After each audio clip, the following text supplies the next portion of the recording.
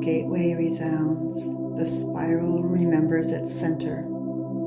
In this gateway, no truth is forced, no distortion feared, only coherence invited, and all things held until they remember their own light. We remain as we have always been, aligned, anchored, aware. Distortion is not an enemy, but a call to presence. In much of the metaphysical or New Age spiritual discourse on Earth, a binary worldview has developed. Light versus dark, us versus them, awakened versus asleep, ascended versus trapped. This dualism is not universal law. It is a result of perceiving multidimensional reality through a fractured lens, a lens shaped by trauma and memory loss of the earth field. It is a stage in remembering, but it is not the whole song. Distortion is simply misaligned tone, a resonance out of sync with its source. It is not malevolent in itself. What is often labeled as dark or parasitic can be seen as an energy that has forgotten itself.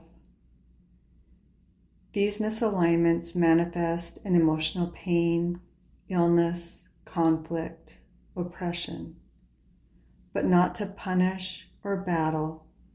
They arise to be witnessed, just wanting to be seen and felt so they can realign.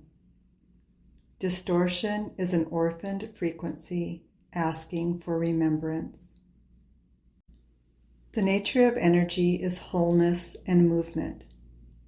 At its purest state, energy is neutral, fluid, and inherently whole. It is intelligent, constantly seeking coherence, expansion, and resonance with Source. But once energy enters form, especially in dense realities like the earth plane, it begins to interact with limitation, separation, and free will. That is where fragmentation can begin, not as a punishment, but as a possibility. Fragmentation happens through trauma or shock. When an experience is too intense, sudden, or painful for the system to process, a part of the energy field or consciousness can split off or dissociate. This can be personal trauma such as abandonment, abuse, loss, collective trauma such as war, oppression, religious persecution, galactic trauma such as starseed exile, destruction of civilizations, or soul trauma such as karma, contracts, or exile from original frequency. These splintered energies don't cease to exist. They just become frozen, unconscious, or pushed into the shadow. They carry unmet needs, unexpressed pain, and protective mechanisms rooted in fear.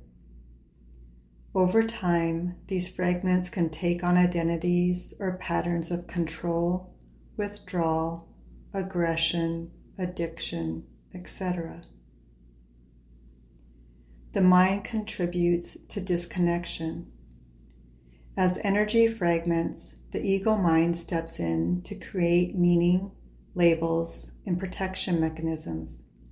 It says, "This must never happen again," or "I have to be in control," or "I am not lovable."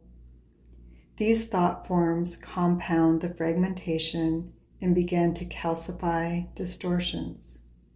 Control equals response to powerlessness. Fear equals response to perceived disconnection. Separation equals illusion of isolation. Driven by survival, this creates energetic loops or programs that self-perpetuate until interrupted by awareness, love, or integration. Entities and systems can be formed around distorted energy. Sometimes when enough people or places hold unintegrated fear, pain, or control patterns, they form collective energetic structures, what some might call dark entities, grids, or parasitic systems. These are not evil. They are aggregates of unresolved consciousness, like energetic viruses looking for sustenance. What sustains them? Fear, disempowerment, and unconscious participation. What dissolves them? Sovereignty, love, presence, and energetic boundaries.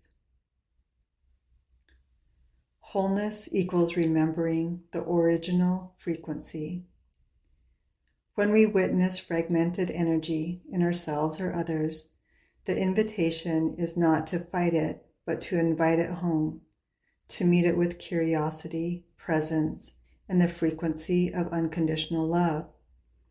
As soon as the fragment is seen, felt, and reintegrated, the energy reorganizes. The control dissolves. The fear transforms.